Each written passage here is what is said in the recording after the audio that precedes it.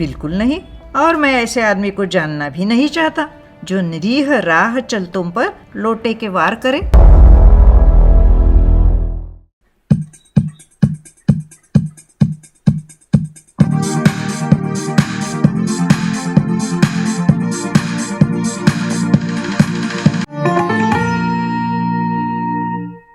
नमस्ते। आज अथकथा में सुनिए श्री अन्नपूर्णानंद वर्मा जी की कहानी अकबरी लोटा। लाला झाऊलाल को खाने पीने की कमी नहीं थी। काशी के ठठेरी बाजार में मकान था। नीचे की दुकानों से 100 रुपये मासिक के करीब किराया उतर आता था। अच्छा खाते थे, अच्छा पहनते थे, पर 250 रुपये तो एक साथ आँख सेकने के लिए भी न मिलते थे।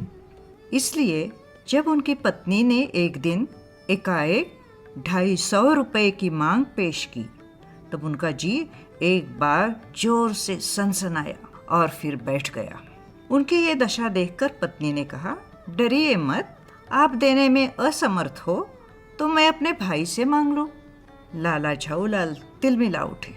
उन्होंने रोब के साथ कहा, अजी हटो, 250 रुपये के लिए भाई से भीख मांगोगे? मुझसे ले लेना, लेकिन मुझे इसी जिंदगी में चाहिए। अजी इसी सप्ताह में ले लेना। सप्ताह से आपका तात्पर्य 7 दिन से है या 7 वर्ष से? लाला झाऊलाल ने रोब के साथ खड़े होते हुए कहा, आज से 7वें दिन मुझसे 250 रुपये ले लेना। लेकिन जब 4 दिन ज्यों त्यों में ही यूं ही बीत गए और रुपयों का कोई प्रबंध न हो सका, तब उन्हें चिंता होने लगी। प्रश्न अपनी प्रतिष्ठा का था, अपने ही घर में अपनी साख का था। देने का पक्का वादा करके अगर अब दे न सके तो अपने मन में वो क्या सोचेगी? उसकी नज़रों में उसका क्या मूल्य रह जाएगा? अपनी वाहवाही की सैकड़ों गाथाएं सुना चुके थे। अब जो एक काम पड़ा तो चारों खाने चित हो रहे। ये पहली बार उसने मुंह खोलकर कुछ रुपयों का सवाल किया था। इस समय अगर दुम दबाकर निकल भागते हैं तो फिर उसे क्या मुंह दिखलाएंगे? खैर, एक दिन और बीता। 5वें दिन घबराकर उन्होंने पंडित बिलवासी मिश्र को अपनी विपदा सुनाई। संयोग कुछ ऐसा बिगड़ा था कि बिलवासी जी भी उस समय बिल्कुल खुश थे। उन्होंने कहा, मेरे पास है तो नहीं, पर मैं कहीं से मांग जांच कर लाने की कोशिश करूँगा, और अगर मिल गया तो कल शाम को तुमसे मकान पर मिलूँगा। वही शाम आज थी, हफ्ते का अंतिम दिन। कल 250 रुपये या तो गिन देना है या सारी हेकड़ी से हाथ धोना है। ये सच है कि कल रुपया न आने पर उनकी स्त्री उन्हें डामल फांसी न कर देगी, केवल जरा सा हंस देगी। पर वो कैसी हंसी होगी? कल्पना मात्र से झाऊलाल में मरोड़ पैदा हो जाती थी। आज शाम को पंडित बिलवासी मिश्र को आना था। यदि न आए तो, या कहीं रुपये का प्रबंध वे न कर सके। इसी उधेड़बुन में पड़े लाला झाऊलाल छत पर टहल रहे थे। कुछ प्यास मालूम हुई। उन्होंने नौकर को आवाज़ दी। नौकर नहीं था, खुद उनकी पत्नी पानी लेकर आई। आप जानते ही हैं कि हिंदू समाज में स्त्रियों की कैसी शोचनीय अवस्था है। पति नालायक को प्यास लगती है तो स्त्री बेचारी को पानी लेकर हाजिर होना पड़ता है। वो पानी तो ज़रूर लाई, पर गिलास लाना भूल गई। केवल लोटे में पानी लिए हुए वो प्रकट हुई। फिर लोटा भी संयोग से वो जो अपनी बेढंगी सूरत के कारण लाला झाऊलाल को सदा से नापसंद था तो नया, साल ही 2 साल का बना, पर कुछ ऐसी गढ़न उस लोटे की थी कि उसका बाप डमरू माँ चिलम रही हो। लाला ने लोटा ले लिया, बोले कुछ नहीं, अपनी पत्नी का अदब मानते थे, मानना ही चाहिए, इसी को सभ्यता कहते हैं। जो पति अपनी पत्नी का न हुआ वो पति कैसा, इसी को सभ्यता कहते हैं। फिर उन्होंने ये भी सोचा कि लोटे में पानी दे तब भी गनीमत है। अभी अगर चूं कर देता हूँ तो बाल्टी में भोजन मिलेगा, तब क्या करना बाकी रह जाएगा। लाला अपना गुस्सा पीकर पानी पीने लगे। उस समय वे छत की मुंडेर के पास खड़े थे। जिन बुजुर्गों ने पानी पीने के संबंध में ये नियम बनाए थे कि खड़े खड़े पानी न पियो, सोते समय पानी न पियो, दौड़ने के बाद पानी न पियो, उन्होंने पता नहीं कभी ये भी नियम बनाया या नहीं कि छत की मुंडेर के पास खड़े होकर पानी न पियो। जान पड़ता है कि इस महत्वपूर्ण विषय पर उन लोगों ने कुछ नहीं कहा है। लाला झाऊलाल मुश्किल से 2-1 घूंट पी पाए होंगे कि न जाने कैसे उनका हाथ हिल उठा और लोटा छूट गया। लोटे ने न दाहिने देखा न बाएं, वो नीचे गली की ओर चल पड़ा। अपने वेग में उल्का को लजाता हुआ वो आँखों से ओझल हो गया। किसी ज़माने में न्यूटन नाम के किसी खुराफाती ने पृथ्वी की आकर्षण शक्ति नाम की एक चीज़ ईजाद की थी। कहना न होगा कि ये सारी शक्ति इस समय लोटे के पक्ष में थी। लाला को काटो तो बदन में खून नहीं। ऐसी चलती हुई गली में ऊंचे 3 मंजिले से भरे हुए लोटे का गिरना हंसी खेल नहीं। ये लोटा न जाने किस अनधिकारी के खोपड़े पर काशीवास का संदेश लेकर पहुंचेगा। कुछ हुआ भी ऐसा ही। गली में जोर का हल्ला उठा। लाला झाऊलाल जब तक दौड़कर नीचे उतरे तब तक एक भारी भीड़ उनके आंगन में घुस आई। लाला झाऊलाल ने देखा कि इस भीड़ में प्रधान पात्र एक अंग्रेज है जो नख-शिख से भीगा हुआ है और जो अपने एक पैर को हाथ से सहलाता हुआ दूसरे पैर पर नाच रहा है। उसी के पास अपराधी लोटे को भी देखकर लाला झाऊलाल जी ने फौरन 2 और 2 जोड़कर स्थिति को समझ लिया। गिरने के पूर्व लोटा एक दुकान के साइबान से टकराया। वहाँ टकराकर उस दुकान पर खड़े उस अंग्रेज को उसने सांगो पांग स्नान कराया और फिर उसी के बूट पर आ गिरा। ध्यान देने की बात है कि हिंदुस्तानी लोटा भी आखिर वहीं गिरा जहाँ हिंदुस्तानी आदमी गिरते हैं। उस अंग्रेज को जब मालूम हुआ कि लाला झाऊलाल ही उस लोटे के मालिक है, तब उसने केवल एक काम किया, अपने मुंह को खोलकर खुला छोड़ दिया। लाला झाऊलाल को आज ही ये मालूम हुआ कि अंग्रेजी भाषा में गालियों का ऐसा प्रकांड कोश है। इसी समय पंडित बिलवासी मिश्र भीड़ को चीरते हुए आंगन में आते दिखाई पड़े। उन्होंने आते ही पहला काम ये किया कि उस अंग्रेज को छोड़कर और जितने आदमी आंगन में घुस आए थे सबको बाहर निकाल लिया। फिर आंगन में कुर्सी रखकर उन्होंने साहब से कहा, आपके पैर में शायद कुछ चोट आ गई है, अब आप आराम से कुर्सी पर बैठिए। साहब बिलवासी जी को धन्यवाद देते हुए बैठ गए और लाला झाऊलाल की ओर इशारा करके बोले, आप इस शख्स को जानते हैं? बिल्कुल नहीं, और मैं ऐसे आदमी को जानना भी नहीं चाहता जो निरीह राह चलतों पर लोटे के वार करे। मेरी समझ में he is a dangerous lunatic, यानी ये खतरनाक पागल है।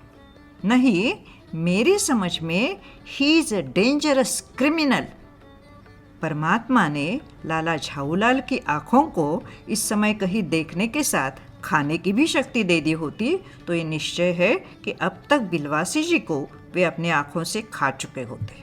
वे कुछ समझ नहीं पाते थे कि बिलवासी जी को इस समय क्या हो गया है। साहब ने बिलवासी जी से पूछा, तो क्या करना चाहिए?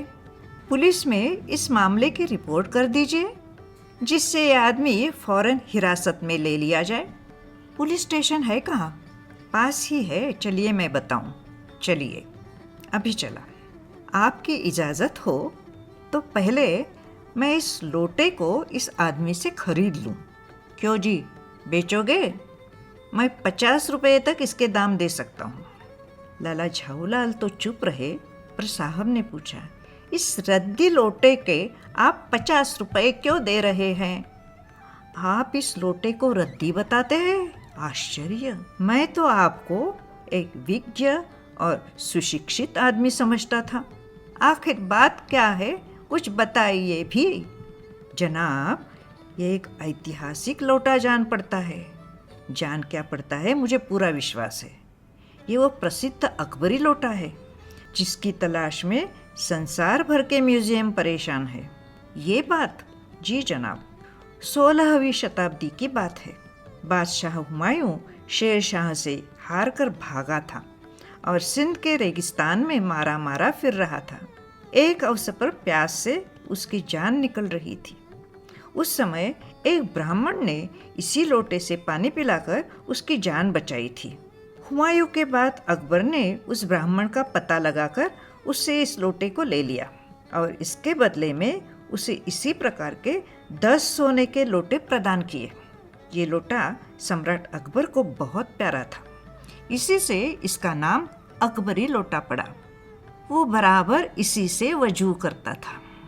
सन 57 तक इसके शाही घराने में रहने का पता है, पर इसके बाद लापता हो गया। कलकत्ता के म्यूजियम में इसका प्लास्टर का मॉडल रखा हुआ है। पता नहीं ये लोटा इस आदमी के पास कैसे आया। म्यूजियम वालों को पता चले तो फैंसी दाम देकर खरीद ले जाएं। इस विवरण को सुनते सुनते साहब की आंखों पर लोभ और आश्चर्य का ऐसा प्रभाव पड़ा कि वे कौड़ी के आकार से बढ़कर पकौड़ी के आकार की हो गई।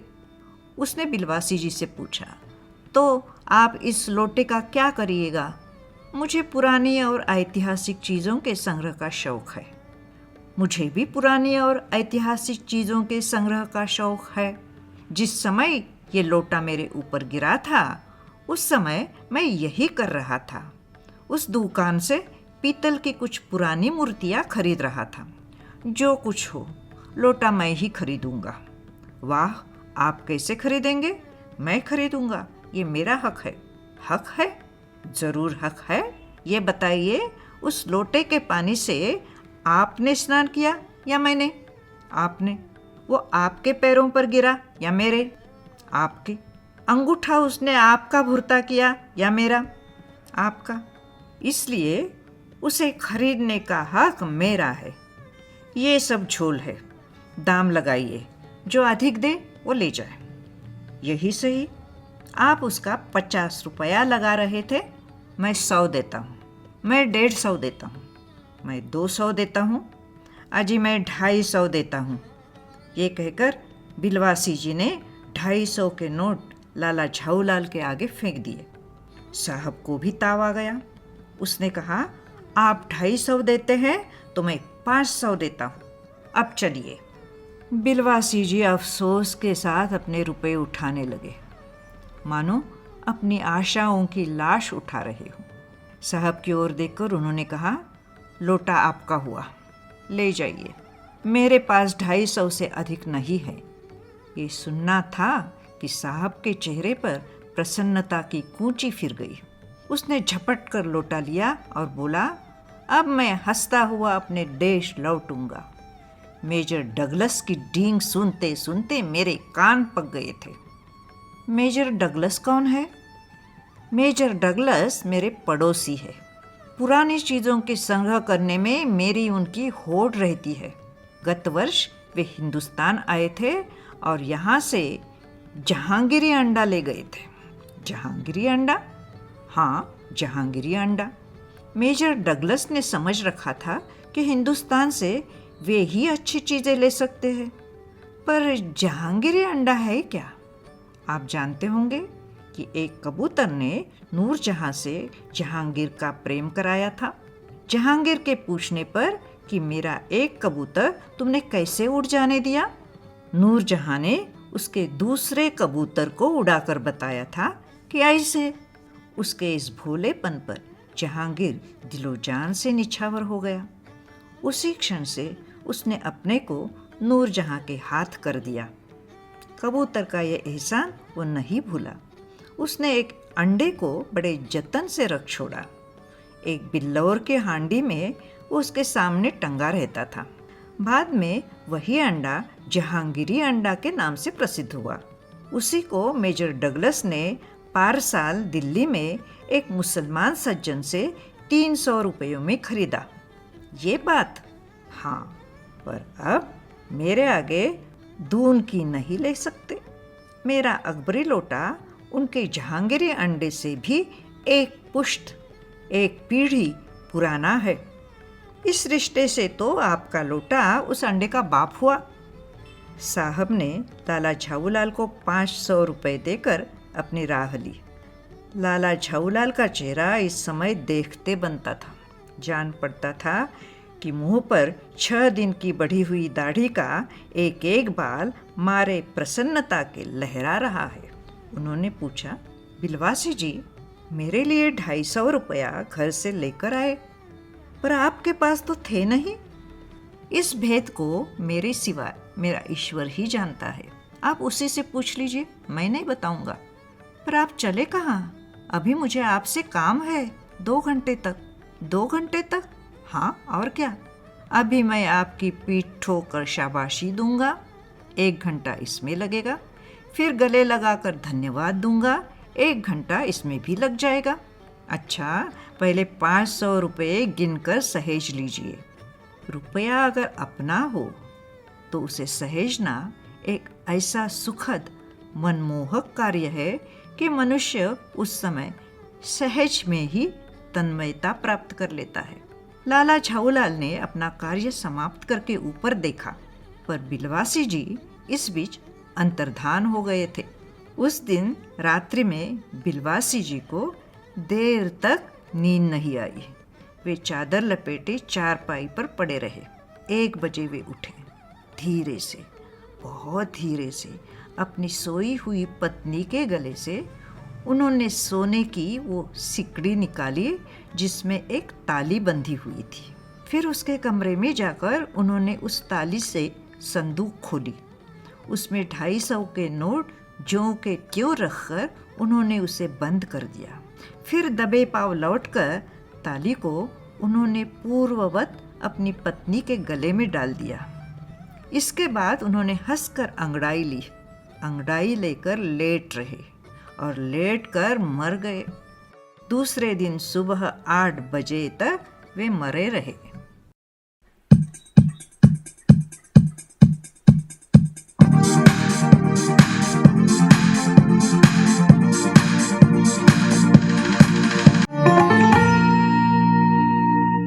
है ना मज़ेदार कहानी? आपको कहानी पसंद आई हो तो कहानी को लाइक कीजिए, कमेंट कीजिए और शेयर कीजिए।